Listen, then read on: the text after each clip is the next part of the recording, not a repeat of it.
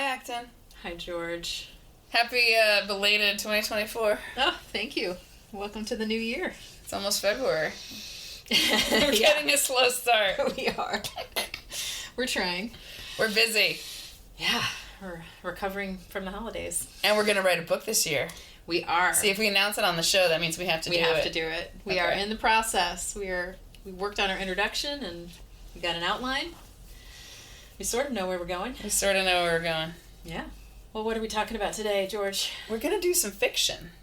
Excellent. We're going to talk about 2 novels. Well, today we're only going to talk about 1 because we have way too much to say to talk about. We always have way too much to say. We don't even know if we can do this one in 1 episode. Yeah, we'll try. We were going to do The Handmaid's Tale because that seems sort of obvious feminist novel. And then we, as described in the notes in the homework for the episode, we ran across this truly interesting defense of Lady Chatterley's Lover, which I've read a bunch of times but had no memory of, and you'd never read. I'd never read because it's somewhat scandalous. Well, and to hear it being defended as sort of this, based redemptive sexuality was like, wow, that's not the common liberal take on that book. Right. So we had to go there. We got to do it. So first things first, we have both been heavily influenced by the reading lifestyle. Why do we think it is so important? I love this question. This is great. I think that reading, especially reading books that are at least 20 years old, preferably older, is the best defense against self-deception, pride, moral stagnation, and the temptation to bullshit yourself. Because reading, whether it's fiction or nonfiction, it forces you to confront your own ignorance. It stirs curiosity. It humbles you because you become more aware of how little you know of the vast complexity of the world, like how little experience of life you actually have. I'm going to quote what C.S. Lewis says about reading because it just captures this perfectly. It is a good rule, after reading a new book, never to allow yourself another new one till you have read an old one in between. Every age has its own outlook. It is especially good at seeing certain truths and especially liable to make certain mistakes. We all, therefore, need the books that will correct the characteristic mistakes of our own period, and that means the old books. Not, of course, that there is any magic about the past. People were no cleverer then than they are now.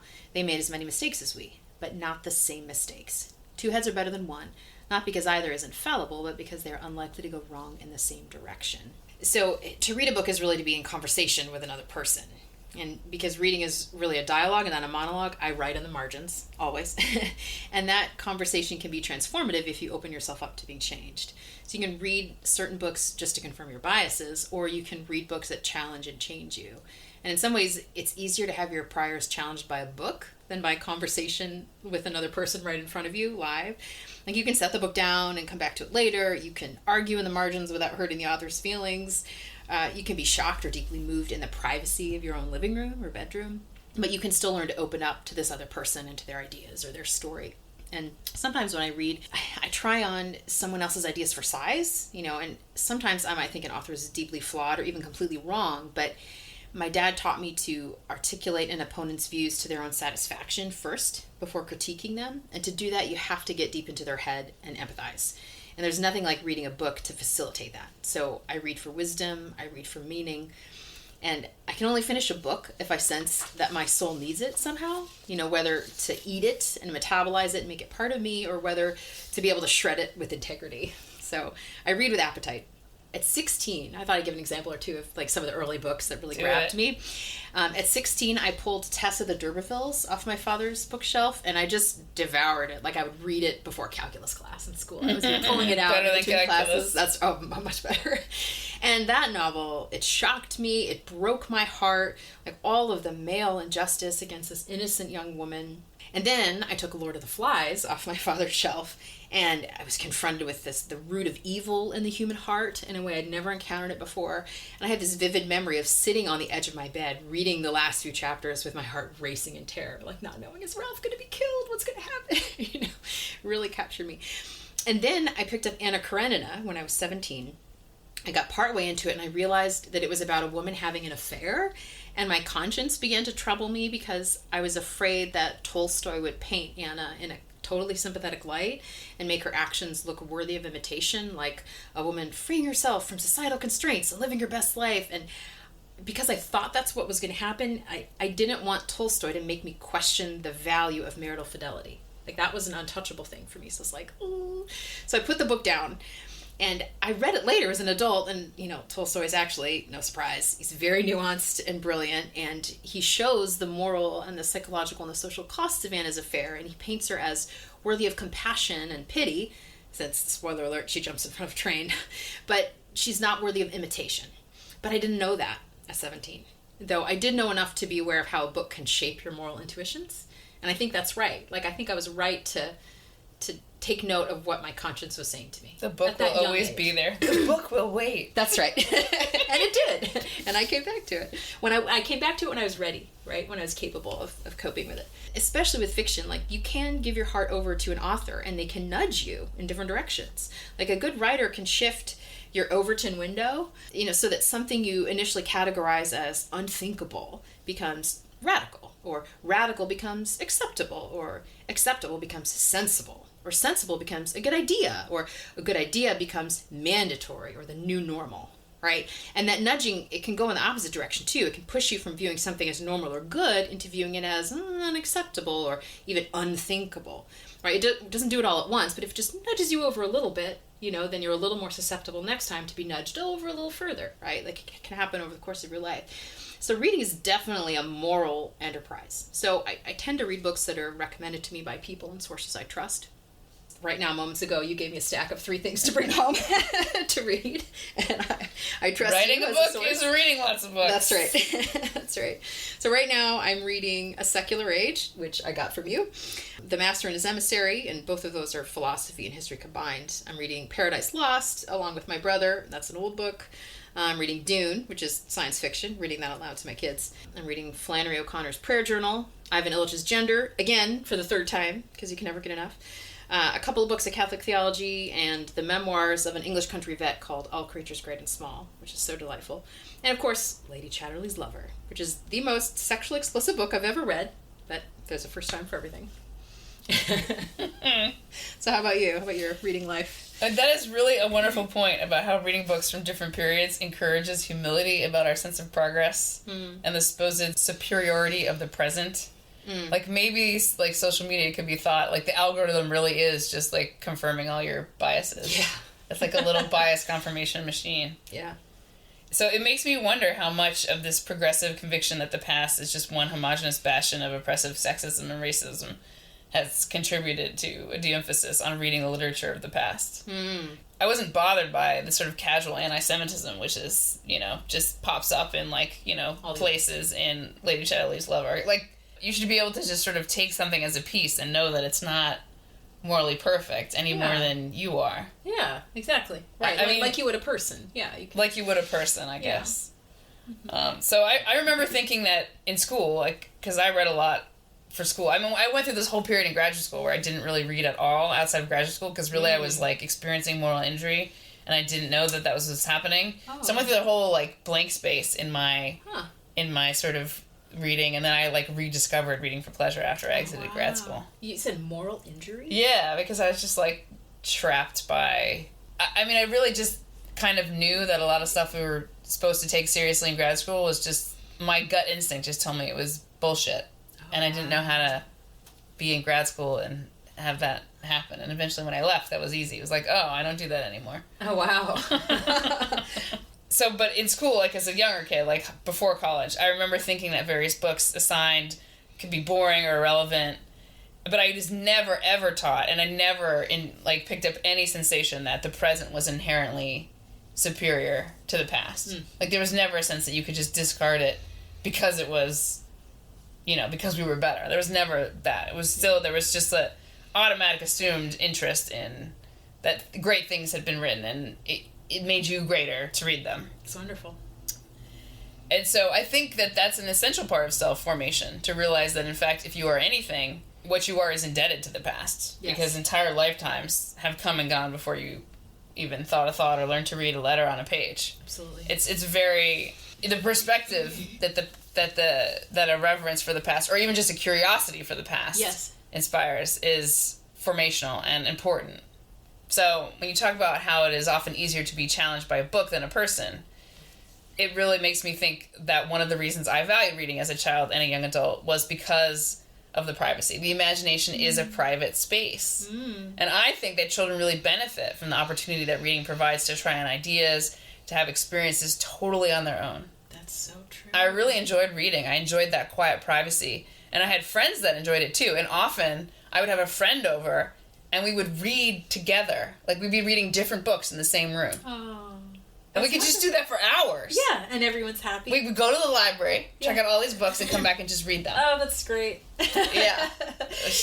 What a contrast, like a bunch of kids all being together on their phones, like together but separate, versus like being together but reading books. Yeah. It's a very different It's a very different kind of thing. It's absolutely different for lots of reasons, which I'm about to wax eloquent on here. So, obviously, historically, this kind of childhood where kids have a lot of leisure time is perhaps very new. And maybe now we're in a position to see that each cohort of this post-industrial age that we share has its own specific ways of passing the time of childhood, and that reading was just sort of kind of initiation into that. And in fact, literature written for children was an innovation. Like, it's not, there didn't used to be, you just used to read whatever. I mean, that's why, like, 6-year-olds would study Virgil. I mean, there was no children's literature. I mean, it was just, you read what you read. You read what was there, right? Yeah. So I'm not dismissing the element of consumerism involved, even in, children reading. But it seems nonetheless clear that a child in front of a pile of books and a child in front of an internet-connected screen is going to have a very different experience, especially as it relates to the two fundamental aspects of moral growth: readiness and privacy. Books are known quantities, especially if we are passing books down from our own childhood or young adulthood to our children. The internet is all unknown because it's all just current content. And the only ways content can really be vetted is for an adult to be in the same room. And of course that means that the child cannot explore on her own. You're right. Or that the child will be left to do so, to explore on her own at her own peril. Yeah. So you lose those two things. You lose that safe trade-off.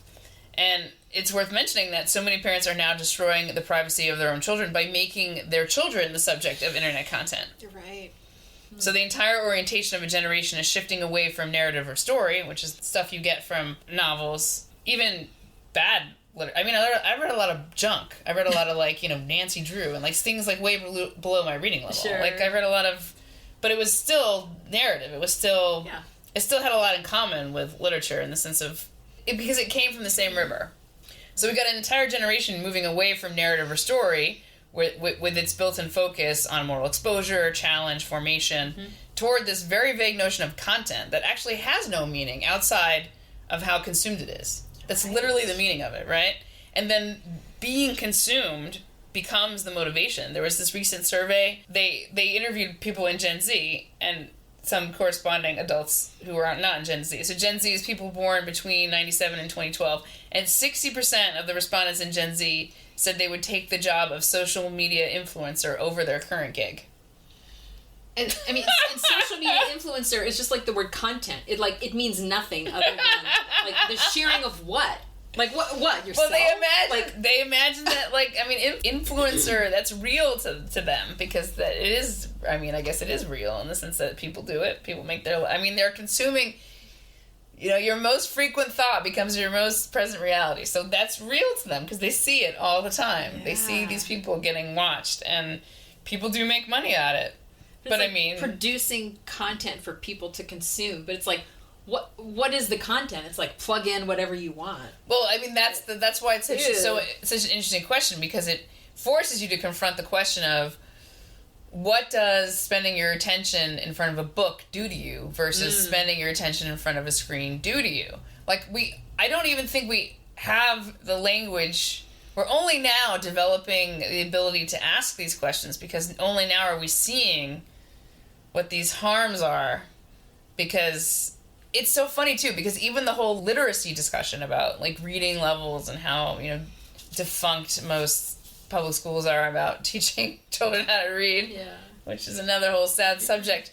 But even that is geared towards this just basic, literacy as a tool of being a functional adult.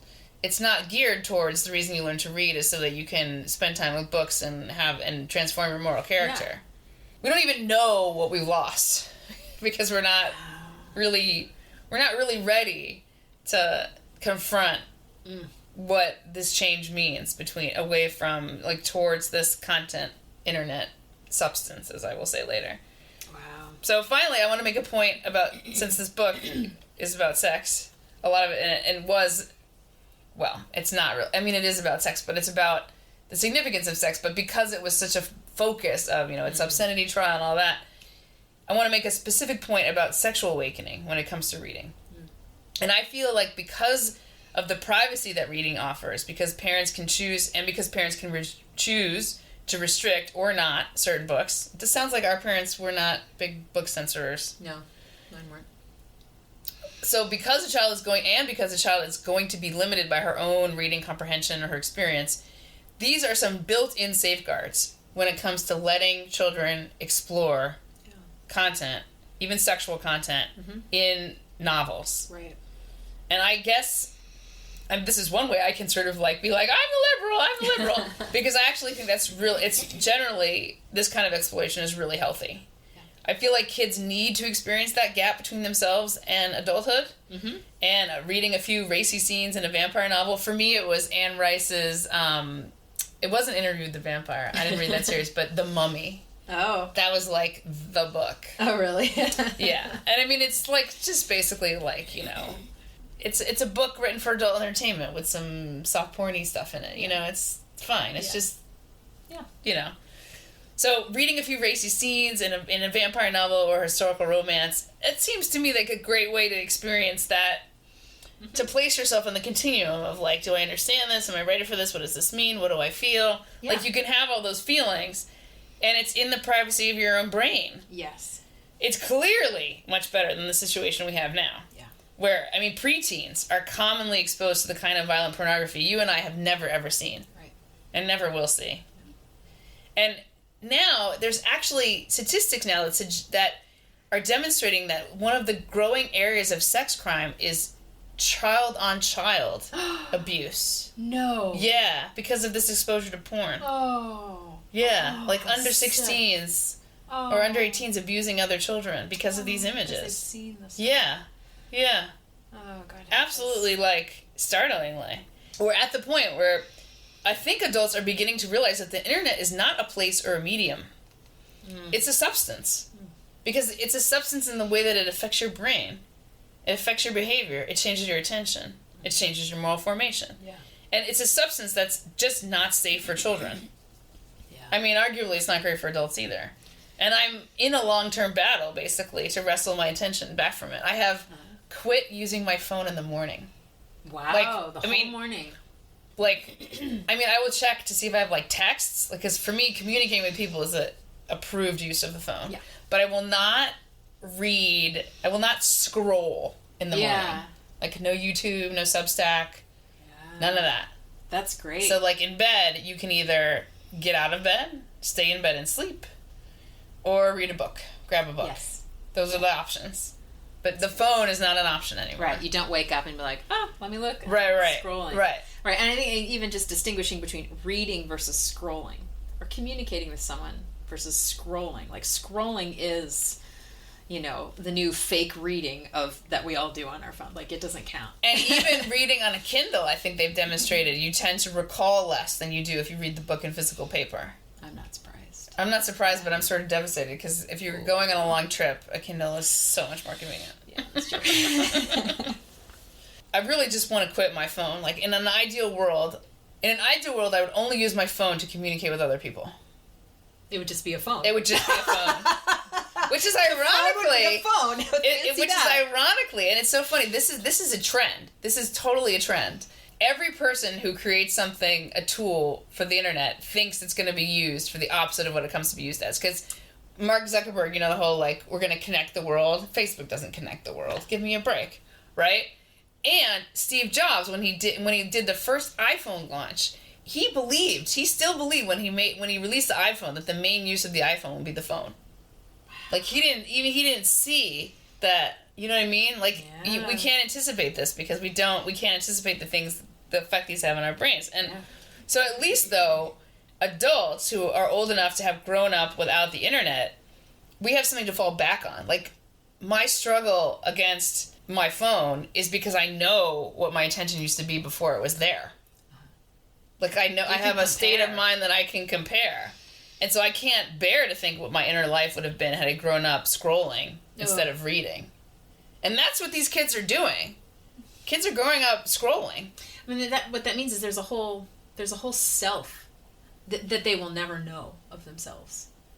Yeah. Because once childhood passes, you can't get it back. When you're so malleable and formable, when you could have all this sort of imaginative privacy and encounter with things and changing yourself and questioning and all of that, which we both had sort of in the privacy of our own rooms with interesting books and challenging books and perhaps even racy books. Like, children, you grow out of that, you miss it, you don't have it. It's going to swing back. It has to. But the question is, how desperate will things get? And of course, and one of this does make me sound like a liberal, is that there's going to be a huge class impact. I was just in how that swing back is. That's right. Who benefits and who doesn't. That's right. It'll be the upper class people who are going to be curating their children's stack of library books, which is what I do. Like, that's right. I don't consider myself upper class, but like I make sure my kids get stacks of books from the library and they don't have phones, right? Like, that's what we do. Right. But that'll come to be like, oh, the upper class. Well, it'll be like when you see a kid with a phone in their hand, it will be a marker of the way that like cigarettes became yes. like it will be they're smoking. They're scrolling. Yeah. No, it'll become a marker of unfortunate. I feel like we're a minute away from there. I think you're absolutely right. And it already has happened at the super elite level. Like the parents of children who work in Silicon Valley who design these devices don't let their children anywhere near them. They send them to the outdoor kindergartens, the outdoor preschool or whatever. Right. Those places where they don't even have buildings. Where they have to like run around when it's cold. You know how people used to be able to smoke in restaurants and it was no smoking inside the restaurant? When will we have like no phone restaurants, like no scrolling? No phone right? Like, you want to look at your phone, you go outside. Like, I wonder if it's going to be like stigmatized like that. Like, I just wonder, But stigma is what makes change. That is. And right? I think that would be good, but it also shows like to the degree that like smoking is addictive and it harms you. That's why I say it's like a substance. Is addictive and it harms you. It's a substance. And it's like who will be the lucky ones who can like disconnect from that and stop cold turkey or go halvesies or find a way to moderate so that it's not like chewing. And there's a difference between a substance which is screwing up your lungs and a substance which is screwing up your attention, your capacity to relate with other people, your understanding of reality. Like, the stakes are way bigger with a phone than like potentially shortening your life by a few years. It's like changing the nature of your life. It's just huge stakes. It's like existential cigarettes. Existential cigarettes. It's like you get relationship cancer from them instead of lung cancer. Ooh. Oh. That's really sad. That's low, but it's like it's funny because like you think about how there was so much emphasis in the last before this period, which we could call like I think the full recognition of the dystopia. I mean, I think the children watching porn is like the sort of moment where the flag has been planted and people are going to rally. Yes. I feel like that is, once that penetrates fully, I feel like that will be, a turning point is in progress. But prior to that, there really was this emphasis on, the overcoming the digital divide, how it was felt that like, the most important thing was to make sure that all children had access to the benefits of the increasingly, digital world. And wow, I think we really got that one wrong. Yeah, I mean, it's kind of like you talked about before about like the doctor's ads for cigarettes. Like, I'm a doctor and I smoke Camels. It's like, oh man. And I mean, I think it's easy to say that at the end of the day, the drive behind that was mostly sales, is money. Those doctors were paid to endorse those cigarettes. And I think, and there's certainly a lot of people who benefited. Like, if you say every child in school needs a screen, then someone at the end of the day is, taxpayers are writing a check to that company that is getting those screens there. I told you, I had my former neighbor who taught kindergarten here in the public school system, and they had the whole, like at the center of the blackboard is a giant screen where they do attendance. It's like one of those smart screens or whatever. And that's just like mandatory. Gross. And they have like thing where they have like tablets and like, this is kindergarten. I can't imagine that. Like, it's like... No. My kid's school bans phone use entirely. Yeah, like well, through high school. how did that even not be a thing? I mean, and people tell me, oh, it's because the parents, they want to, like, they need to contact their children. I'm like, right, seriously? Yeah. If you want to contact your children during school, you need to be homeschooling them. No, well, it's because they're afraid of, like, school shootings. Like, it's because parents are freaked out. Like, but what if something happens? Oh, my God. Which is a whole other problem. Oh, but, my God. Yeah. Yeah. Oh, man. Okay. Yeah. Well, on that note. Oof. Give us this elevator pitch on why we're doing this. Why we're reading these books. All right, so we decided to read D.H. Lawrence's Lady Chatterley's Lover alongside Margaret Atwood's The Handmaid's Tale because they're both stories about sex and freedom, especially as regards women. We're just pretty much going to talk about Lawrence today. But so Lady Chatterley's Lover, which is Lawrence's last novel, was published privately in 1928 in Italy and in 1929 in France. Because of its explicit accounts of sexual intercourse, the unexpurgated book was banned in many countries, including the UK, the US, and Canada. In 1959, Penguin Books, a UK publisher, published the complete text and was taken to court by the British government for violating the Obscene Publications Act of 1959. Yet the publisher prevailed, and predictably, the book's sales skyrocketed. So my elevator pitch for this book is truly at the intersection of all our continuing conflicts about sex in culture. What does sex signify, and how should we talk about it in society and represent it in art? My elevator pitch is the novel is exploring what sex means. Like, how seriously should we take it? What happens to us when we take it lightly? And what does serious sex look like between a man and a woman? And for those who have not yet done their homework, hopefully you'll do so after hearing this. We'll give a little summary or setup of the plot so you know who we're talking about and when we're quoting who's talking. The female protagonist is the lovely Connie Reed, who's from an upper-middle-class bohemian English family, and she marries the aristocrat Clifford Chatterley, who's shipped off to fight in the First World War after a 1-month honeymoon, and he returns home shattered. He's just paralyzed from the legs down, and he's impotent.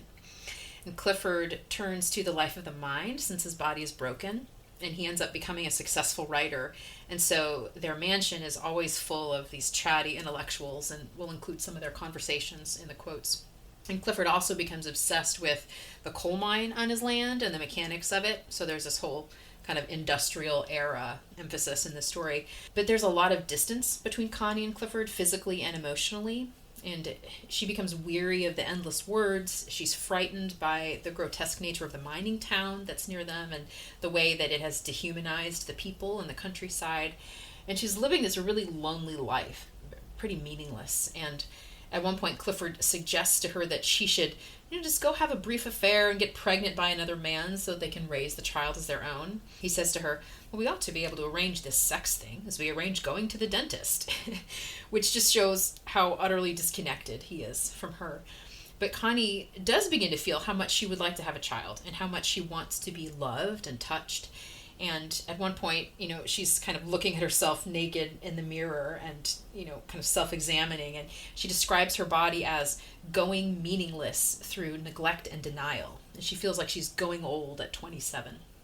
And it's at that point that she meets the gamekeeper, Oliver Mellers, who lives in a cottage in the wood that's on their property. And the two of them begin a rather hesitant, surprising, and yet deeply intimate love affair in which Connie does indeed get pregnant. And many of their intimate encounters are described in extensive detail, and that's what got the book labeled as obscene.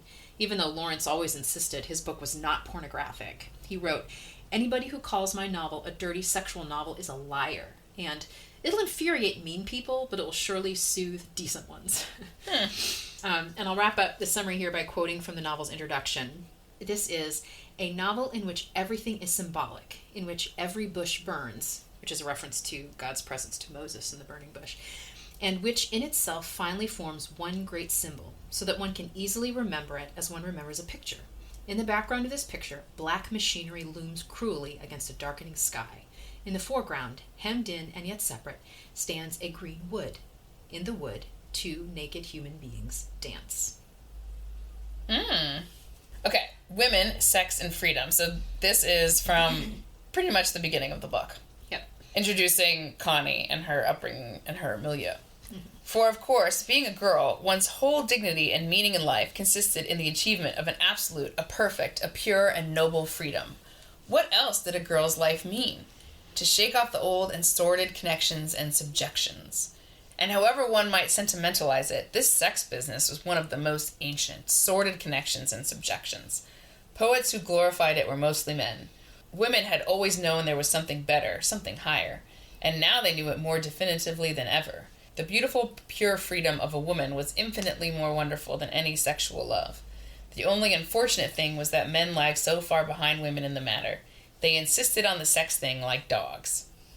Both sisters had had their love experience by the time the war came, and they were hurried home. Neither was ever in love with a young man unless he and she were verbally very near. That is, unless they were profoundly interested, talking to one another. The paradisal promise, "Thou shalt have men to talk to," had never been uttered. It was fulfilled before they knew what a promise it was. So this is the setup for the whole novel. The meaning of sexual intercourse is defined quite literally against female freedom. Here's another quote. "The sisters nearly succumbed to the strange male power, but quickly they recovered themselves, took the sex thrill as a sensation, and remained free." This is striking because it seems an odd combo of modern and unmodern. Modern in the emphasis on freedom, but distinctly retro in that it connects sexual feeling with a kind of soul binding, which is avoided if you just take sex as sensation, or as we might say now, pleasure. The men, both of whom are killed off by the war, this is Connie and her sister, so these men they're in love with, they're both killed off by the war, just in a single sentence, which is very World War One, because lots of people died in single sentences. "In gratitude to the woman for the sex experience, let their souls go out to her." So this is like, men are more committed to it, and the woman is the one conflicted. Right, so the setup here is the concept of female freedom and the carnage of the war is destroying what the book sets up as the apotheosis of human connection. Sex that creates a bond that overcomes or substitutes for this desire for freedom. And it's certainly framed more as in this question haunts women, because it's women who are just discovering, right, this new promise of "thou shalt have men to talk to." Yeah. And the book will gradually get us there, but in the form of this adulterous relationship between Connie and the groundskeeper Mellors, who will distinctly not be doing a lot of talking, at least initially.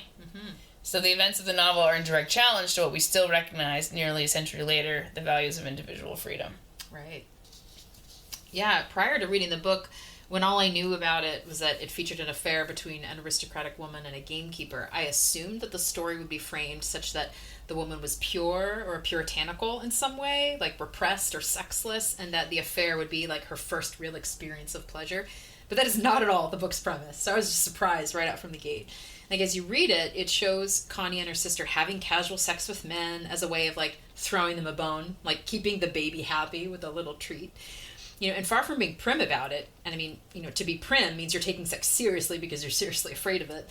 They almost roll their eyes over the sex thing, as they call it. And in Connie's self-reflections, she says, "A woman could take a man without really giving herself away. Well, certainly she could take him without giving herself into his power. Rather, she could use this sex thing to have power over him."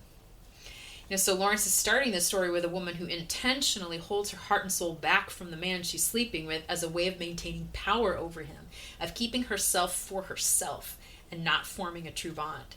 Like, she only wants these boys to captivate her mind through conversation, but she utterly refuses to be vulnerable to them on an existential and physical level. Like, that is not at all the kind of woman I assumed the novel would be about. So I was just very surprised from the get-go. So Connie has already had affairs. She's already been deflowered physically, but not emotionally. And she considers that emotional distance as the meaning of her life, like a form of dignity, a pure and noble freedom to remain unattached. So it's not a tale of a sexually innocent woman of fidelity being corrupted by adultery or learning to express her individuality and freedom through promiscuity. Like, that's the starting point. It's not the end point. And so it's about a woman who has been engaging in sex in an individualistic, self-preserving manner, learning to let go, to be overcome, to be swept up into a personal bond with a man through sex, such that any talk of subjection or power eventually becomes ridiculous. Like, it's a bond of such depth that words are not only insufficient, they might even get in the way of it or ruin it. And she learns to find the meaning of her life in attachment and her dignity in surrender to tenderness.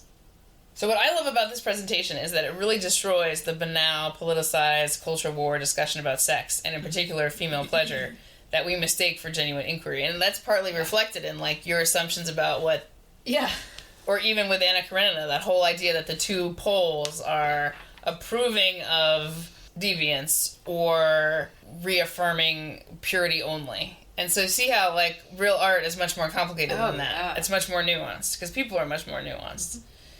We're trapped in this sort of really banal space where we're arguing about, self-satisfaction and pleasure, and we're missing the real heart of the matter, which is there's nothing wrong with pleasure. It's just not in itself sufficient. Right. So to the extent that conservatives stake out their territory purely in opposition to liberal hedonism, they are wrong.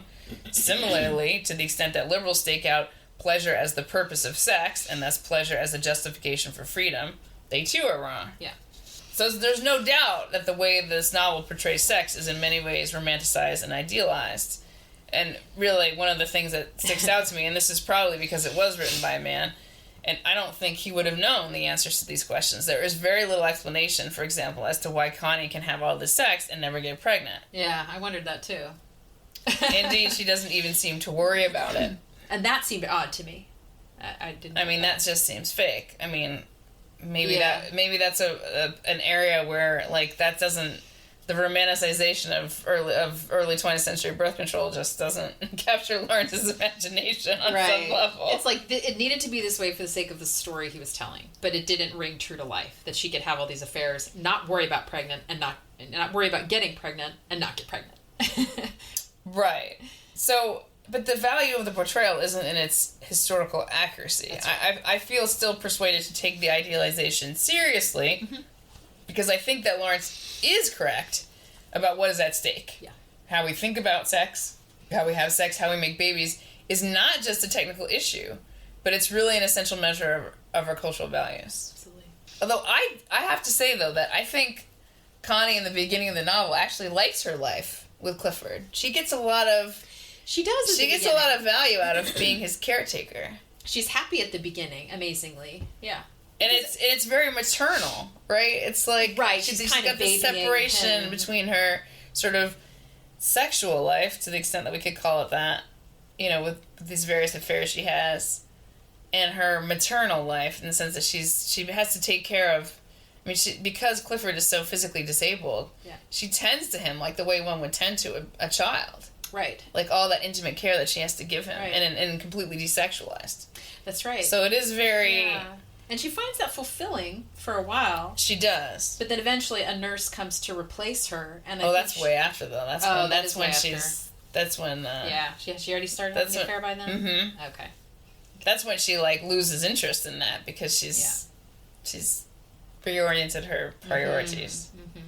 There's this brokenness to their culture that, I guess, initially Connie thinks she can sort of navigate by caring for Clifford and managing her household to the extent that she does that. I mean, she gives orders, I guess. Yeah.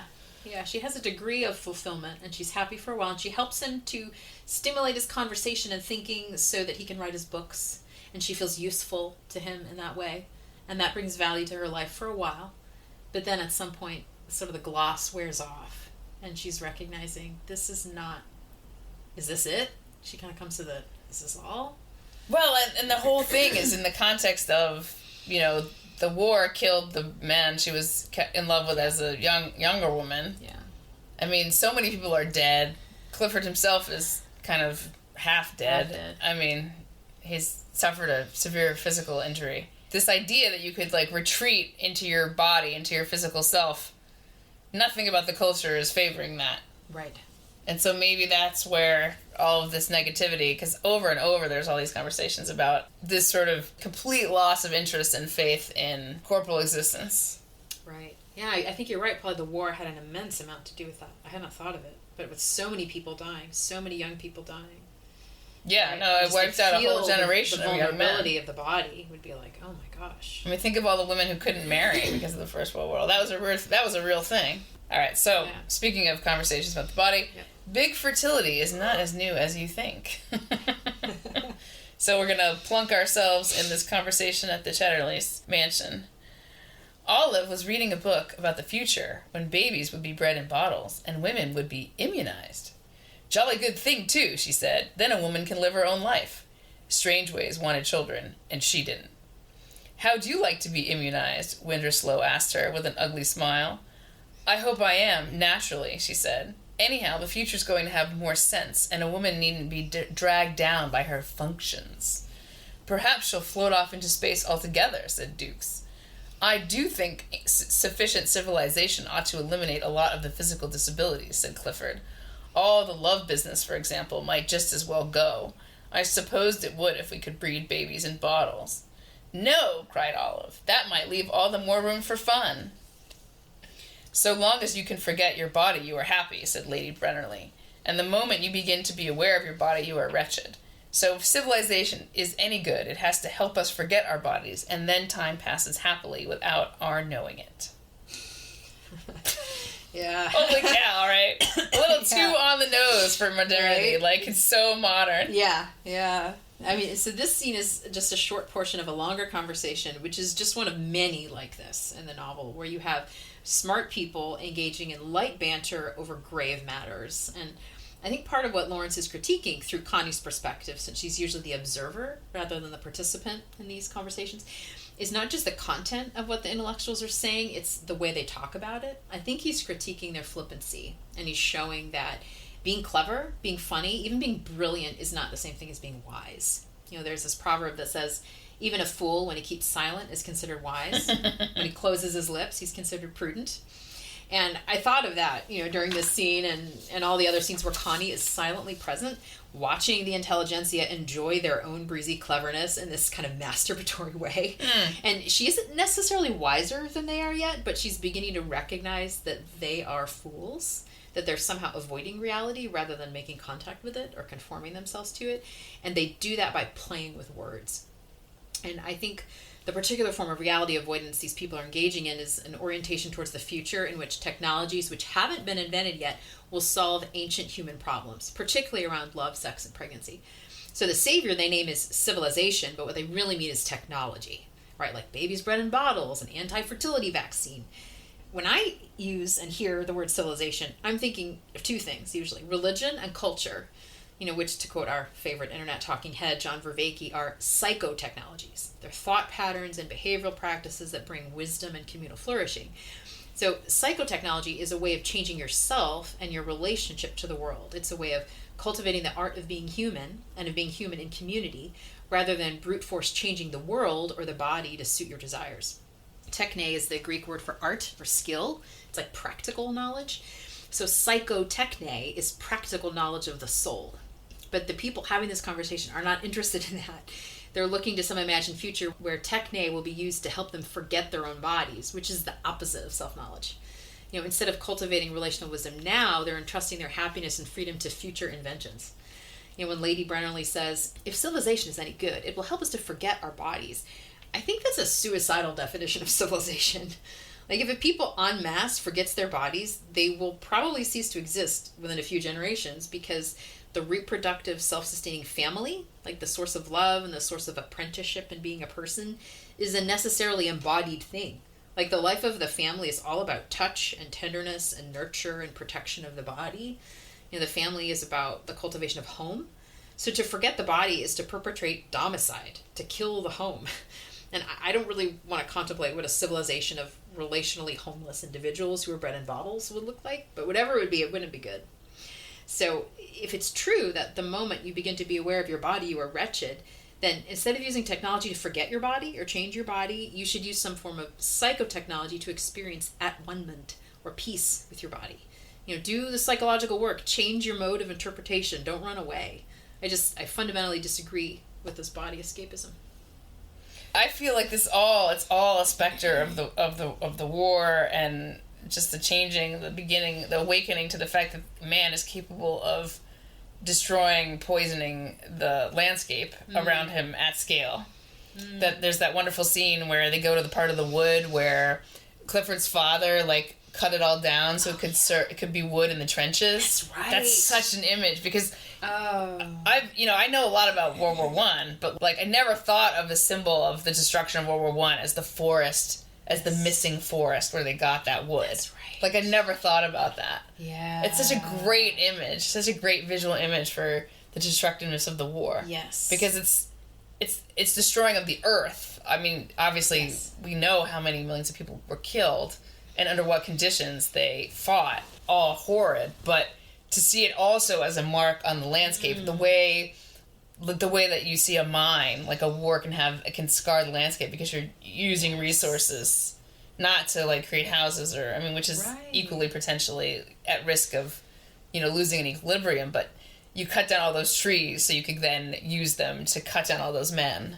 Right. Like a really, you saw the trees and the men, like a forest-sized swath of population was destroyed in the war. So a really powerful image for that. This body escapism to me, like, I actually feel like a lot of pity for these characters, especially for Clifford, because it's like they're put here and these are the people who should feel like they're in control of their society. These are the people who are like, 20s, these are the technologists. Smart, these are the privileged, as we would say, elite of their time. They should feel in control. And the best they can muster is, let's all, like, take drugs and puff off, like, curls of smoke. And you're right. I should have more compassion for that. I come down pretty harshly on that. But you're right. Seeing it in light of the war makes me a lot more merciful to them. And as soon as I read the babies thing, I was like, I just went right back and looked up when Brave New World was issued, because I'd reread that in the last year. So like basically if I haven't reread it in the last 5 years, I have no memory of it, which is not great. Because babies really are bred in outside wombs, and they're like technologically made in Brave New World. 1932 was the year of publication. Huxley wrote it the year before. So I was actually really surprised to find the discussion of making babies in bottles on the lips of these characters who are basically a century old now. I mean, just a few years shy of that. Yeah. And it's more than...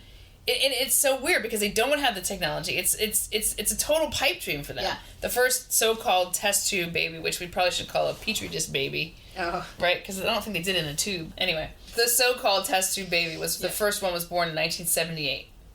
So like this urge isn't about technology specifically, right? The urge is about this discomfort. It's a discomfort with the consequences of sex for women.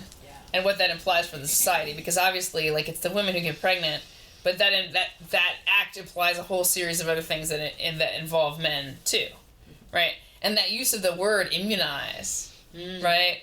We wouldn't use that word to describe what oral contraceptives do, but it's as good a word as any, isn't it? Right? Pregnancy as a disease. Right, with children as, you caught a child, like you catch a cold, like get immunized against. Yeah, and indeed the sexual revolution of the 1960s really was, in large part, just as Olive describes it. Even that language, women not being dragged down by her functions, her reproductive functions, that is. Yeah.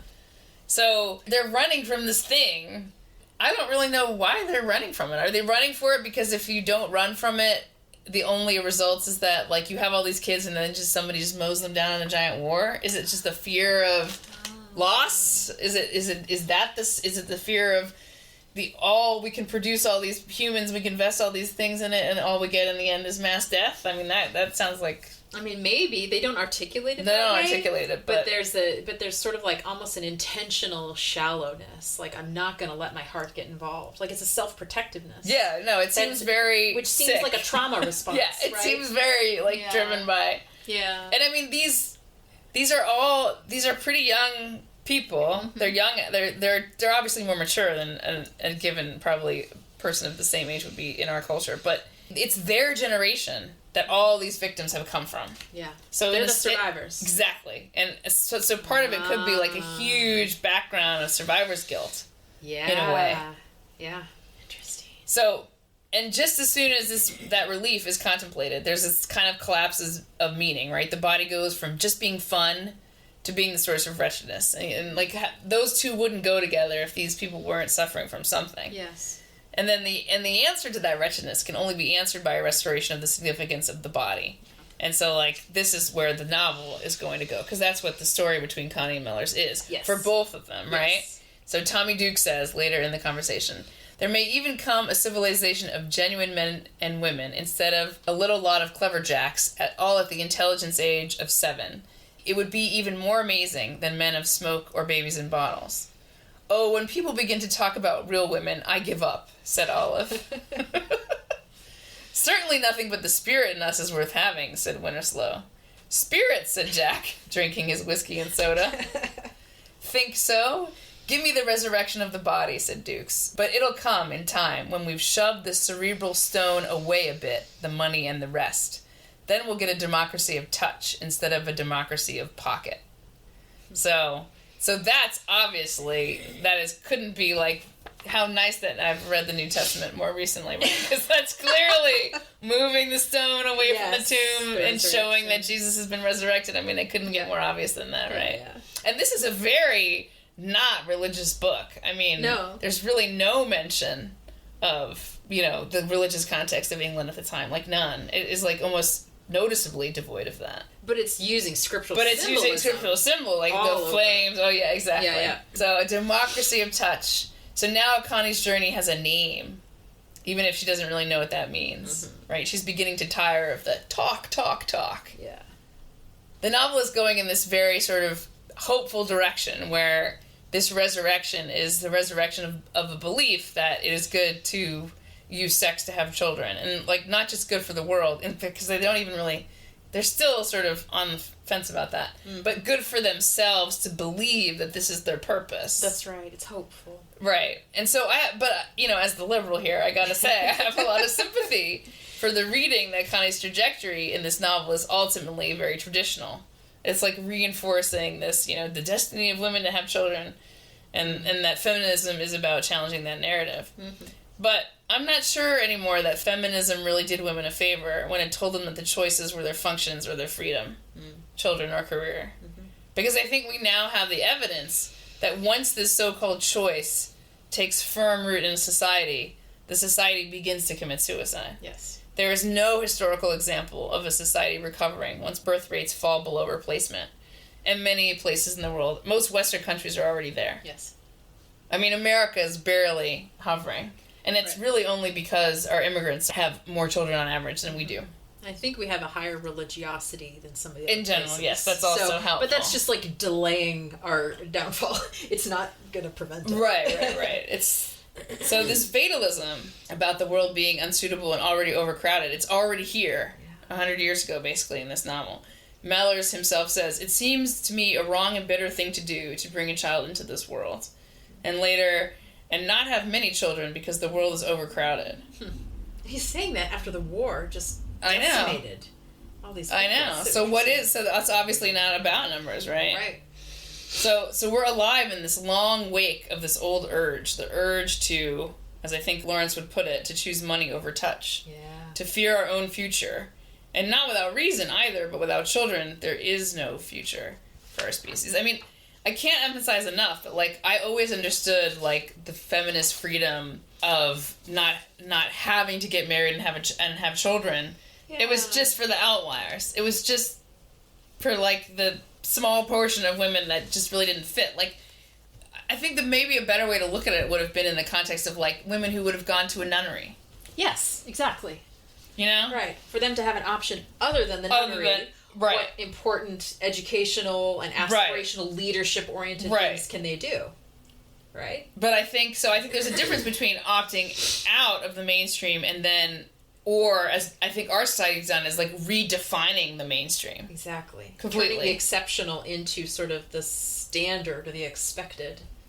Almost. Right. Into the aspirational. Into the sort of, it's sort of like that thing where, the two income trap with the housing. Like if a couple had two incomes, they could buy a bigger house in a neighborhood. But once everyone did that, everybody was just working 2 jobs and all the housing prices caught up and there was no net benefit. And I've got 2 people with 2 jobs and they're still in the same small house and they can barely afford it. Right. Rather than them getting they haven't secured any advantage. That's that's similar to if the only option to have a career is that you have to either delay childbearing or have to like outsource the child rearing, then even if people don't want that, they don't have, the option's no longer there. That's right. And that's strange because, like, the purpose of feminism was supposed to be choice. Right. It was supposed to be the choice. So the choice, like granting sort of the technologies that gave the exception the option for that and the choice for that has ended up over time creating this feedback loop that has diminished the sort of the choice for motherhood, especially motherhood of big families or motherhood early, becomes much, much harder to actually choose that unless you're really lucky or really rich. I mean, it just shows that, like in the situation with this novel, there has to be a force that is overshadowing and overdetermining this choice, because logically it doesn't really make a lot of sense. Yeah. It just feels so weird that the stakes went from I should be able to choose what I want, then became, oh, it's anti-feminist to want to stay home and raise my kids. Like, yeah, that's weird. Yeah. That's not good. It's not good. All right, speaking of more things that are not necessarily good, let's talk about public virtue and private life. Okay, so Clifford and Connie are in discussion here, and they're referencing coal miners who might go on strike. Clifford starts. What would be the use of their striking again? Merely ruin the industry, that what's left of it, and surely the owls are beginning to see it.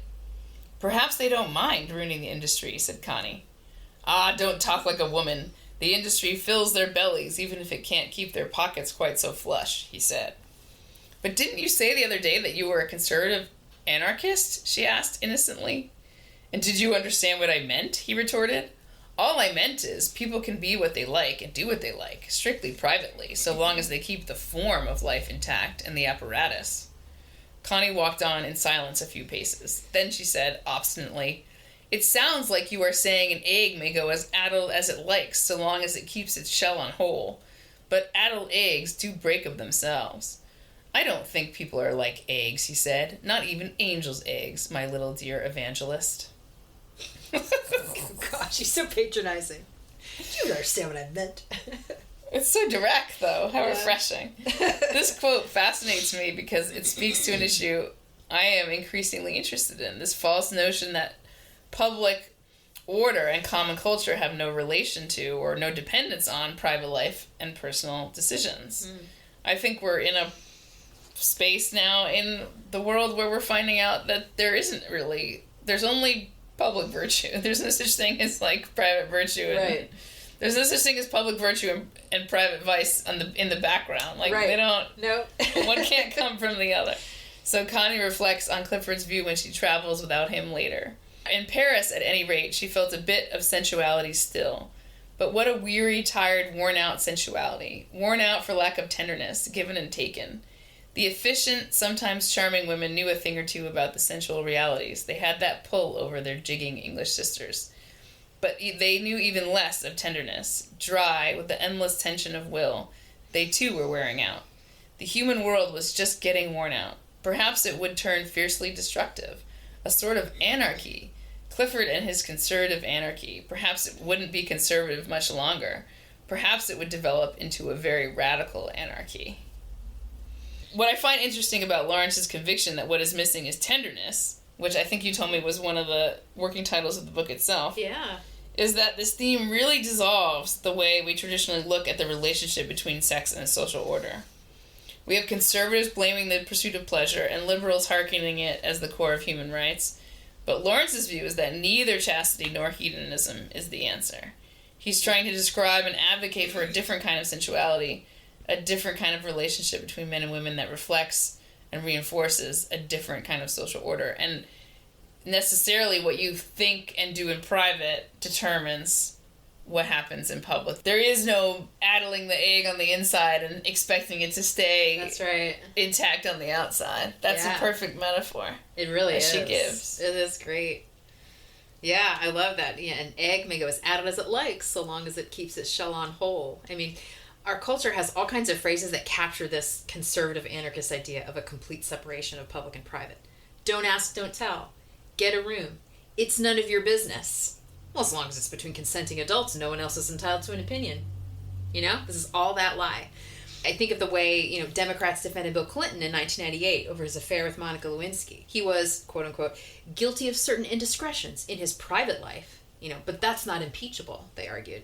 Representative Nadler said, perjury on a private matter, perjury regarding sex, is not a great and dangerous offense against the nation. That sentence defines sex as a private matter, and sexual vice as somehow not applicable to public character. And then more recently... Not when a Democrat's in office, haven't you heard? Right, but then of course it's true on the other side, right? Republicans have defended Donald Trump over Stormy Daniels, E. Jean Carroll, the Access Hollywood tape, dozens of other sexually inappropriate things he's said and done, like way more than Bill Clinton, by basically ignoring their import, calling these things a distraction, right? Minimizing them. These are really just the same response made under the same assumption that the problem with these men is not that they were internally addled, but that they failed to keep their external shells whole and intact before the watching world. Right? Their own political supporters could not admit that these are bad men.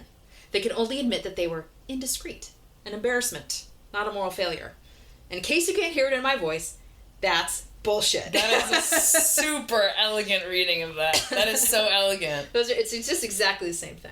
And with the Clinton thing, like, speaking as a very young adult when Clinton won, there was this belief that you had to believe in his goodness because you were just so desperate for a Democrat to win.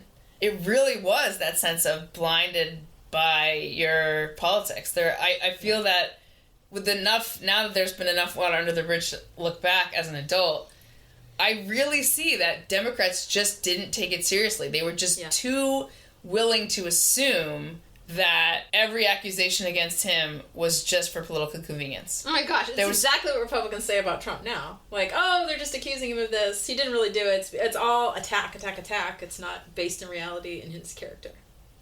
Yeah, no, I mean... Same excuse. Yes. Same blindness. Yeah. And I can't remember where I heard this, so I can't properly attribute it. Maybe I heard it from you. I'll tell me if I remember. But it's this idea that the flaw of modern liberalism is that we want a publicly virtuous and ordered society while granting maximum private freedom. That we want public virtue that somehow exists without a foundation of private or personal virtue. I think that's what Charles Murray says, right? The elites no longer preach what they practice. It's an addled egg with a whole shell, but like Connie points out, addled eggs do break of themselves. So this is not a sustainable system. Government regulation can't make up for a lack of personal private goodness. Like, it can compensate a little bit for a little while, but not entirely and not forever. Like, if this system actually worked, then there would be no such thing as the loophole. This basically means it's the exploitation by privately vicious individuals of a well-meaning public policy. Right? Like, this is the thing. Vice doesn't stay put. It doesn't stay in the shell. Like, vice is never totally private. It leaks out. It changes you. So it's going to change other people. At the very least, private moral failings can turn a person into a hypocrite and make them dishonest as they cover it up, which means that they are no longer trustworthy. And trust is an inherently social thing. It's the connective tissue between individuals and groups. Trust is a public good, and you can't have trust between untrustworthy people. And to connect back to your second quote on tenderness, like, you can only have tender relations with another person if you trust them to treat you well in your vulnerability. So it makes sense to me that this kind of weary, tired, worn-out world that Connie witnesses would turn destructive, that even sexual connection would cease to be tender and instead become cold and exploitative and a form of entertainment, like a way of getting what you want out of someone because there's no trust. So like you said, Lawrence is imagining a different kind of relationship between men and women that reflects and reinforces a different kind of social order. And that order will have to deal with the harms that result from promising people that their happiness lies in maximum private freedom.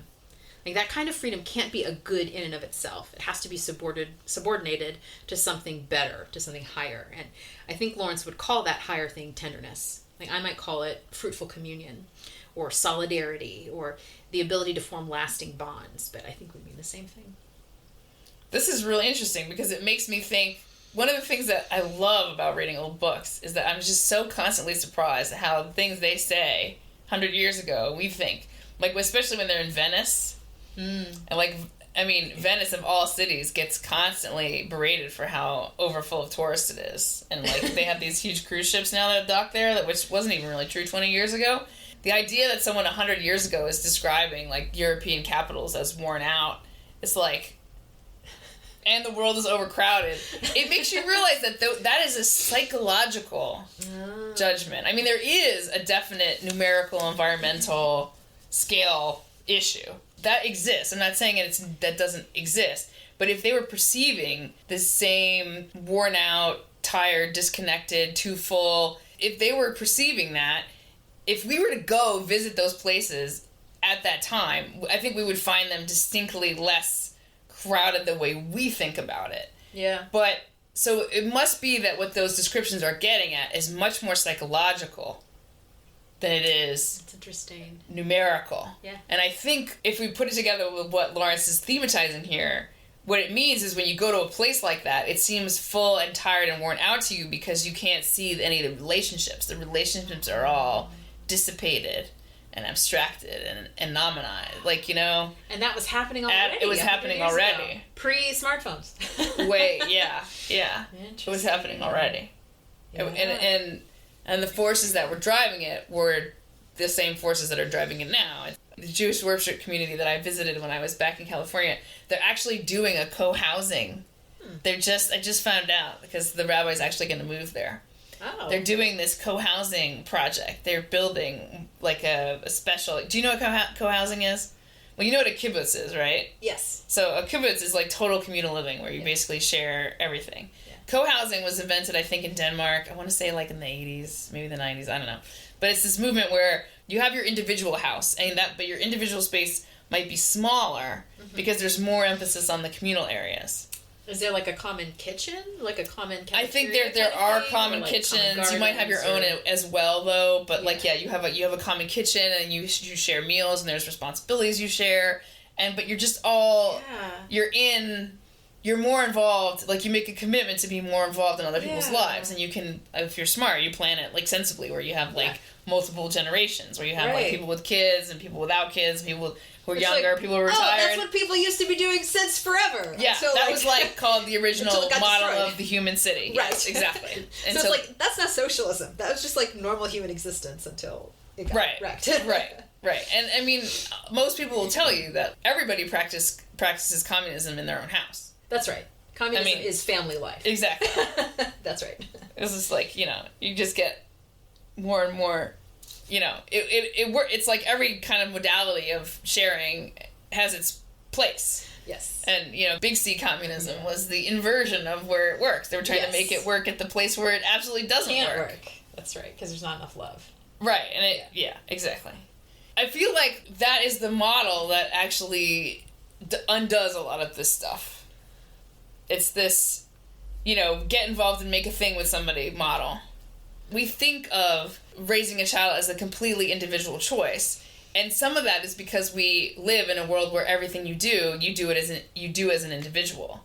One thing changed the other, right? It's almost as if at the same time it became an individual choice, like a woman could opt out. The opting in also became something you did on your own. That's right. So the solution, if you view like human disappearance as a problem, which is arguable, some people are like, Extinction Rebellion, whatever. Did I forward you that article about like pay people to have children? Yeah. Like, and it's like, if you calculate that over the course of a lifetime, and a citizen will be worth in America roughly $8 million. Like, who wouldn't want $8 million to raise children? And there's like, the incentives could be so broad that you could have children for a living, and it's like, this is perverse. Like, that's weird. I mean, like, I get the sentiment around it, but it's like, that's like just giving into the problem. That's right, because it's still about money. Because it's still about, like, this sort of cost-benefit analysis. Right, so that's the thing. Like, when you introduce this high degree of choice into family making, it becomes the calculus, the cost-benefit analysis, rather than, like, this is an act of radical hospitality to carry pregnancy and to have a child. But also, it's also a public good because everyone's involved in it, right? Like, those things go together. And you take away the public, like, we're all in this together nature of it, and you isolate it to the one family or the one woman, and then the calculus comes, and then the money comes, and then the shrinking families come, and, like, it's all connected. Well, and, when there was nothing to prevent babies from coming, or at least certainly not on the reliability scale that we have now, you had to build a culture around it. Because to try to build a culture around the denial of the arrival of babies would have been like anti-reality. Like, you Yeah, couldn't build a stupid. You wouldn't work because reality would, like, keep knocking on your door. Right. Like, reality would come Right. mug you. Right. So in a sense that... But now we can build a culture around that changed. because, like, I mean, that's what South Korea is apparently doing. They have a culture built around, like, don't have kids. And it's Right. real. They can really not have any kids. Right. I mean, and they have, like, speaking of rules of restaurants, they have restaurants that have, like, no children on the door. In South Korea? Yeah. Oh. Because there are enough people now that are, like, not used to being around children, because children are noisy, smelly, disruptive, whatever. There's enough people who are just not used to it, and so there are enough, like, consumers are like, we don't like this. We want to be able to have a child-free experience. No kids at this hotel, no kids at this restaurant, no kids on this bus, whatever it is. Like, isn't that weird? Instead of banning smoking, it's banning children from this restaurant. Oh, Like, wow, that's wow. messed That up. is relationship cancer for real. Yes! Yeah. Right? Yeah. I read that and I was like, wow. Mind blown. And that's such a spiral because I really think that having children is one of those things that's a mimetic desire. It's like, I feel like there's a statistic that was like, oh, if your sister or your best friend has a child, you are statistically more likely to have a kid in the next year too. Well, all you know, desire and is you lose potentially socially contagious. Yes. Whether it's promiscuous gay sex or having children, it doesn't matter. The moral Right. valence is not. Okay. It doesn't matter. That's right. That's right. Desire is good or bad. Desire is good or bad. It can be contagious because we all exist in the sphere of the nudge. Right. And so the fewer children you have, that then you don't Yes. have the experience. Families of like being yours become around. outliers. That's right. And in a weird way, in a way that is like not sending the right messages to people Exactly. to repeat that. Exactly. Yeah. Yeah, that's right. Not sending, and then like 4 kids was not even that much, like in the 1950s and 60s. Mm-hmm. I mean, yeah, they probably would have been Catholics, but that's not your fault. True. But still, I mean, like people who used to have 3 kids 2 generations ago now have 1. Yes. I think the 3 to 1 thing is palpable because my mother's one of 3. Oh. My husband's one of 3. Yeah, it's definitely, you can see the step down in the generation. But of course, like once you step down below 1, you stepped off the cliff. Yeah. And speaking of babies, who would you want to make a baby with? Is our next section. So, this has 2 quotes. The first one is Connie thinking to herself before her affair. Love, sex, all that sort of stuff, just water ices. Look it up and forget it. If you don't hang on to it in your mind, it's nothing. Sex especially. Nothing. Make up your mind to it and you've solved the problem. Sex and a cocktail. They both lasted about as long, had the same effect, and amounted to about the same thing. But a child, a baby, that was still one of the sensations. She could venture very gingerly on that experiment. Well, there was the man to consider, and it was curious. There wasn't a man in the world whose children you wanted. Mixed children? Repulsive thought. Tommy Dukes? Well, he was very nice, but somehow you couldn't associate him with a baby, another generation. He ended in himself. And out of all the rest of Clifford's pretty wide acquaintance, there was not a man who did not rouse her contempt when she thought of having a child by him. There were several who would have been quite possible as lovers, even Mick. But as people to have children with? Ugh, humiliation and abomination. So that was that. And then, this is like 100 pages later, we have, after some experiences, here Connie has now been sleeping with Mellors, and clearly her attitude has changed. If I had a child, she thought to herself, if I had him inside me as a child. And her limbs turned molten at the thought, and she realized the immense difference between having a child to oneself and having a child to a man whom one's bowels yearned towards. It made her feel she was very different from her old self, and as if she was sinking deep, deep to the center of all womanhood in the sleep of creation. It was not the passion that was new to her, it was the yearning adoration. She knew she had always feared it, for it had left her helpless. She feared it still, lest if she adored him too much, then she would lose herself, become effaced. She feared her adoration, yet she would not at once fight against it. She would give up her hard, bright female power. She was weary of it, stiffened with it. She would sink in the new bath of life, in the depths of her womb. And so I love these 2 quotes because they reveal what a transformation Connie's been going through. Like at first, sex is a cocktail. It's nothing. It's a moment of pleasure, like eating ice cream. But then once she connects sex back up with procreation, she senses that sex is a serious matter. This question, who would you be willing to have a baby with? Who would you like to make more little versions of in the world? Like, that question ought to shape who you sleep with. Louise Perry says as much in her book, The Case Against the Sexual Revolution. I'm pretty sure she encourages women to use the fatherhood test when it comes to picking sexual partners. And it's not about telling everyone to have kids. It's about using the potential of parenthood as a heuristic for discerning who's worthy of your intimate self. I think looking at sex through a procreative lens is what Mary Harrington meant by the idea of rewilding sex, which we talked about in episode 3 on the pill. But you can also see from this section why Connie is so afraid. Her yearning adoration of Mellors raises the specter of slavery for her. She fears being effaced by love, fears sinking so deeply into this relationship and into motherhood that she would lose herself and become helpless. And I think it's a very real worry for many young women today. Like, I was kind of surprised to see that fear articulated here 100 years ago. Like, another way that I'm like, how did he read this? You know, how did he know? How does the fear get worse when we have birth control now? That makes no sense. Isn't that strange? Yeah. Like, for some reason I thought that this fear was more recent than that. I thought maybe it was a reaction to the 1950s housewife, to the Friedan thing. Like, I didn't know that the fear was this old. I mean, I do think young women today have been taught to fear, losing themselves to a man by feminism. Like, they've been schooled to protect themselves with their hard, bright female power, which today we just call that hooking up and not catching feelings, right? But this emotional distance, the fear and the fight to remain totally self-sufficient and self-contained, it doesn't make most women happy.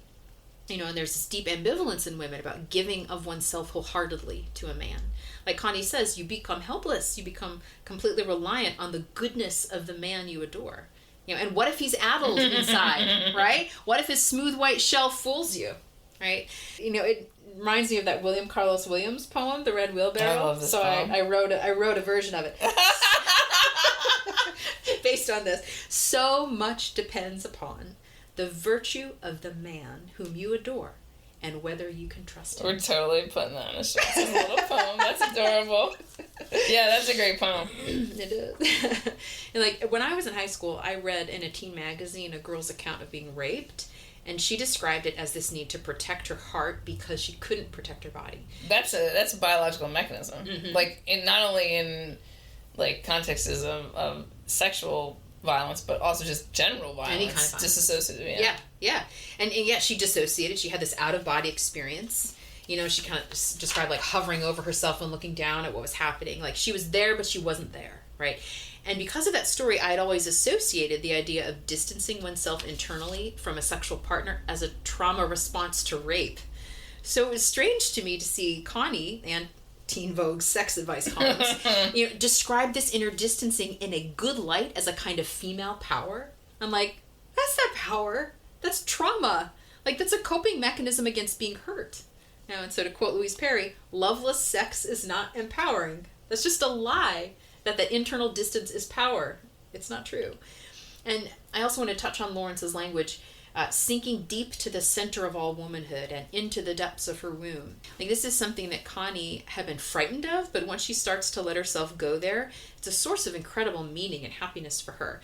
And there are many places in the novel where Lawrence describes Connie's womb as this active, yearning, discerning force. Like, it becomes an organ almost as important to her as her brain. Like, it does all these actions. I mean, maybe that's sort of the romanticized bit. Maybe, I'm sure it bothers some women. I liked it. I thought it was very interesting. Like, Mellors makes her womb wake up. And he does this through being kind to her femaleness in a way that is the opposite of sexual objectification. That's very true. Which is exploitative cruelty to a woman's femaleness. So here's her description of it. There was something, a sort of warm, naive kindness, curious and sudden, that almost opened her womb to him. But she felt he might be kind like that to any woman, though even so, it was curiously soothing, comforting. And he was a passionate man, wholesome and passionate. He was kind to the female in her, which no man had ever been. Men were very kind to the person she was, but rather cruel to the female, despising her or ignoring her altogether. Men were awfully kind to Constance Reed or to Lady Chatterley, but not to her womb they weren't kind. And he took no notice of Constance or of Lady Chatterley. He just softly stroked her loins or her breasts. So Mellors is kind to her womb. Like, what? That's a fascinating thought to me. I think it's key to what he's doing here. Absolutely. I agree. I think men should aspire to that alongside being kind to the person. Like, I don't think those two things should be at odds. I think together they form a whole. But I liked his language about that. It struck me, and it shows up throughout the novel. It's different, and it's necessary to... I mean, I think it is beautiful. It's obviously idolized. It's a kind of love story about... It's a body love story about, like, archetypal bodies. Yes, symbolic archetypal bodies. Yeah, because Connie, the person, and Mellors, the person, do not really fall in love with one another. Right. So much as there is an instinct in them that draws them toward each other. This yearning to create the world anew through procreative sex. Mm-hmm. I mean, I certainly don't deny that this can exist outside of novels. Indeed, I'd say that longing for a baby with someone is a common enough experience for women. Mm-hmm.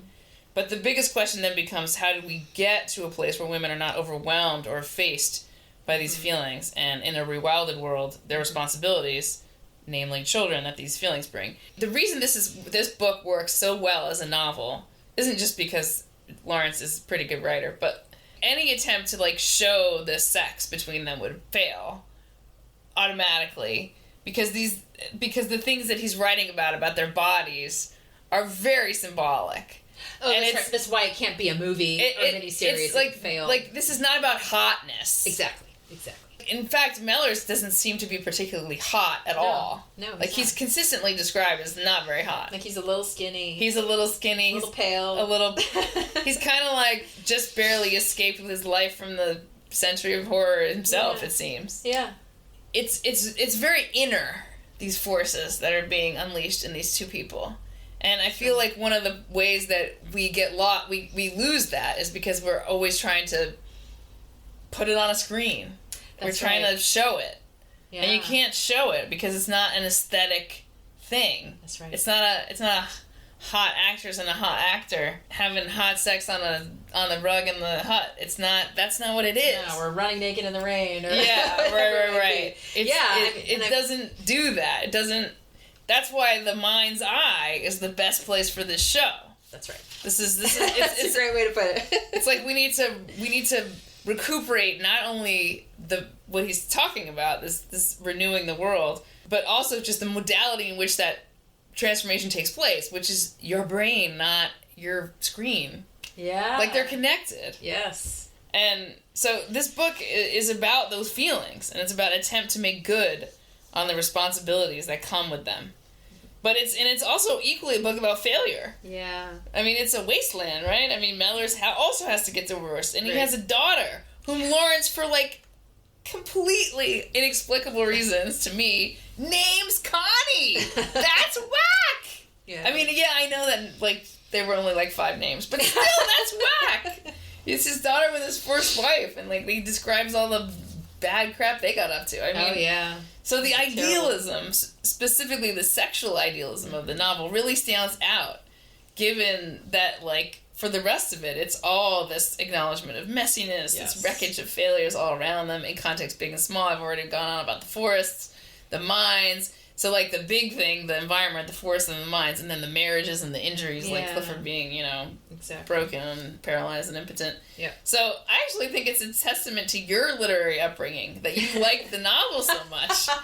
Despite not only its explicitness, but also its general acknowledgement of imperfection. Yeah. See, when you say, oh, I thought it was going to be about, like, purity and, like, I'm about to say the same thing from the other perspective. I think this is something that our culture has really lost when it lost interest in story and in the nuance of character as opposed to the fiat of identity. We really begin to think of one another in 2 dimensions rather than 3. Like, you think, oh, any novel that's going to be risque is going to condone adultery. Right. And I think, oh, she can't possibly like a novel in which the procreative sex is these affairs with people who have, abandoning their children and, right. But, like, really, when we get down to it, we can all operate in a 3-dimensional world. That's right. We all know that we're complicated people. Like, that's right. We can get there, but it's art that has to get us there, right? And even the obscenity trial about this novel captured that 2-dimensionality that was taking over our culture. Yes. I'd love to. I want to read there was a book about it that's linked to in one of the articles. And I want to read it. Yeah. Because it seems to be like the trial was like, this is obscene on the one hand versus speech should be free, right? Without any thought to why Lawrence felt he needed to be explicit. Right, that matters hugely. And it is not pornographic, it's just explicit. Or what the novel was really about at all. Like what was the sex in relation to? Right? So in some ways, the debate about what books to allow in school libraries is a modern day reiteration of this, except that where in Lawrence's case, the purpose of the novel was just ignored. Now the books being argued about aren't even pretending to be art. They are literally just manifestos of identity that really have no other purpose than to establish a sexual form of expression as a statement of individual affirmation. So I am very much against censorship because it is the slipperiest of all slippery slopes when it comes to government action. Start there and you're going to find yourself on the wrong end. Yeah. And so I would never really advocate for banning books, even if I personally don't really want my tax dollars spent on putting some of these books in libraries, and even if I personally can find no redeeming value to this like graphic novel-y type memoir novel explorations of teen sexuality where it's like, it's almost like the content isn't the problem. It's much more about the form. Because it's not the sex or sexuality that bothers me. It's the fact that it's not done within the context of actual literature. Yeah. It expresses no judgment beyond automatic approval. It has no moral universe except the one in which everything that makes you feel good, or even that you think should make you or will make you feel good, is wonderful. This is not only the furthest thing from literature that I can imagine, it's also the furthest thing from the banality of what used to constitute teenage consumerist pablum, like Teen Vogue, for example, or Sweet Valley High. Yeah. Those books, those magazines, had no redeeming literary value. Yeah. Still, they were, like, harmless enough, right? Yeah. I literally cannot imagine what I would feel if I had a daughter and she was looking at a topless shot of a young woman who had her healthy breasts removed. And she's like, she is or looks like a teenager. Yeah, she does. So she's like the same age as these kids, right? As your kid is thinking she is in her head. Like a 13-year-old thinks she's 19, right? Because that's how those magazines work. Like Teen Vogue was like full of 20-year-olds who were being read by 12-year-olds. I mean, that's the way the market works, right? Yeah. So it's one thing to sell these kids makeup they don't need. It's another thing to sell them elective double mastectomies. Yeah. So like Teen Vogue, never art, never literature, but it increasingly reflects this world where both are no longer welcome because art and literature require a world of moral foundation. Yes. And a moral foundation brings with it inevitably nuance. Yes. Because moral creatures, humans, are complicated people. Yes. It requires judgment. Being in a world of and instead we have the market where judgment has been replaced with buy it if it makes you feel good. Oh, yeah. I mean, I would way rather put Lady Chatterley's Lover into the hands of my 16-year-old daughter than Teen Vogue. Way At rather. This rate, even with the explicit sex, I would much rather she read Lawrence than she read that Teen Vogue article you sent me, which we'll put in the show notes. God. Oh my word. Wait, yeah. Yeah, no, it's frightening. Because of this, that like you're saying, the moral judgment. Like there's capacity for a legitimate sexual awakening and thinking through moral issues and but Teen Vogue is it's consumerist and it's propagandist and it's aspirational. anti-thought. It's saying you too can, should, must be like me. Novels don't do that. No. Novels don't do that. No. They present a world and show people navigating through it. Yeah. But increasingly, the stuff that kids are being, that's being marketed to kids doesn't do that. It's just, it's politicized. It's completely politicized. There's no nuance. There's only this way is the way to be a good person.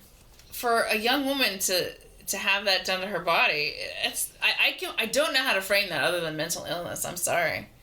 And I don't know how to frame a doctor who would do that other than either completely craven or morally captured or something. I mean, the money in the machine. Yeah, a democracy of touch. I mean, it sounds downright the way that that is being perverted. It makes it sound downright creepy. Yeah. Because when the market touches you, it tends to remove your bits. Right? I mean, God, in this society. And the fact that it's being justified in the name of, like, human rights, like this right to flourish, when it's like, I don't even know. I mean, the irony is so, like, just going from, like, thinking about, like, Judy Blume, you know, how they're always, like, trying to get their chests and... Oh, I must increase my bust! From that, yes. which was, I guess... But she wrote that book kind of early. I think it was written in the 50s. Was it really? 60s? Yeah, I think it was written earlier than people think. I read that at 12 or 13. It was perfect. It was perfect. From that to, like... And, like... Because those magazines are always read by women younger than they're officially targeted at... Like, Teen Vogue would have been, like, full of these fully developed women being consumed by these not fully developed girls. And that was always the envy factor. It was like, oh, I want to be already grown up. I want to be hot like the model. And, of course, it's not realistic, because, I mean, models are not only a very small percentage of the population, they're also photoshopped. I was never that kid. I never was really interested in makeup. I was never really that girl. But... Absolutely, even no matter how far you're in or out of it, you sense it as a model that some people are achieving. Yes. You can opt out because maybe you can't achieve it or maybe you're not interested in it. But, like, no matter how distant you are from it, you sense its power. And now that the aspirational model is you can feel better by cutting off your breasts, like, I can't, like, there just aren't words to express, like, because... As bad as the other option was, like looking like a supermodel and wearing your cleavage in every outfit you wore, as bad as that was, at least it honored the natural trajectory of a woman's maturing body. Right. Like, because we were going to get breasts. That's right. Our breasts were going to grow. They're going to grow. They're going to be great. They're going to be beautiful. Right. We're going to get, and young women generally, like, their bodies are beautiful. Yeah. Like, yeah.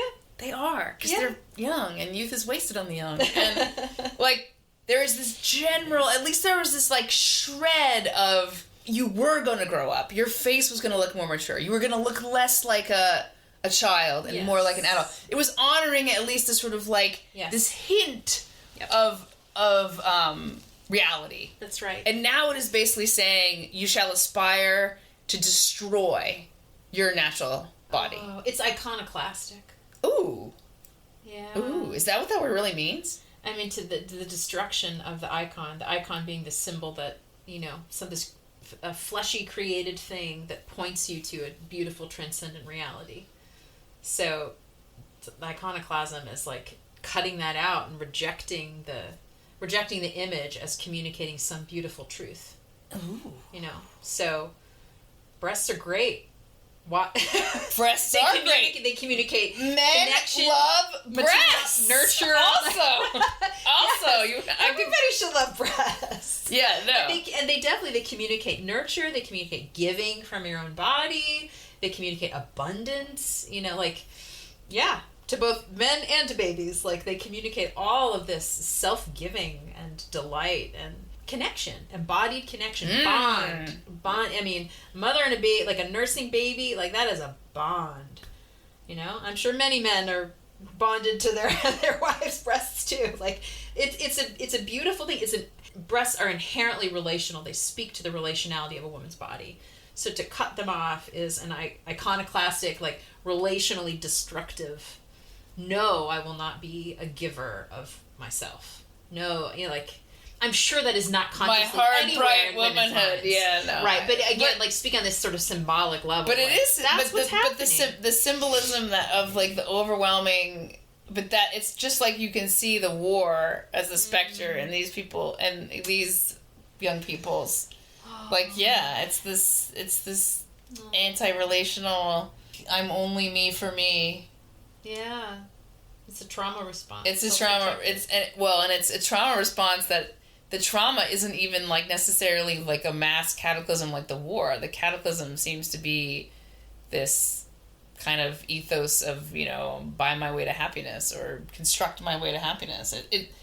The cataclysm is just the cash register. I mean, like, it's like, it's so banal. It's like, right? I mean, oh God. Oh, it's just so sad. I don't understand why it's tolerated. I don't get why people aren't. Well, they're not building barricades. Like, I don't know. I just barricades to protect the breasts. Barricades to protect breasts. Yes, there's an image for you. Save the boobs. Save the boobs. We might need to end on that note. I think we need to save boobs. Save boobs. Save your boobs. Should we make t-shirts that say save boobs? We might have to. That would be considered transphobic. But yeah, we should make t-shirts. Wow. Okay. But we'll probably have to. This is only partway through. We've got more thoughts, but I think we need to pause for now, and we'll come back next time with more. Read Lawrence, everybody. Yeah, in between now and the next one, get your copy. Your unexpurgated copy. That's unexpurgated, and enjoy it in the privacy of your own room and the imagery of your own mind. That's right. Yeah, don't watch any of the. There's some versions out there. Don't watch the movie. Don't watch the miniseries. It's going to pornify it, and this is not porn, so enjoy your imagination. Okay. All right. Okay. See you next time.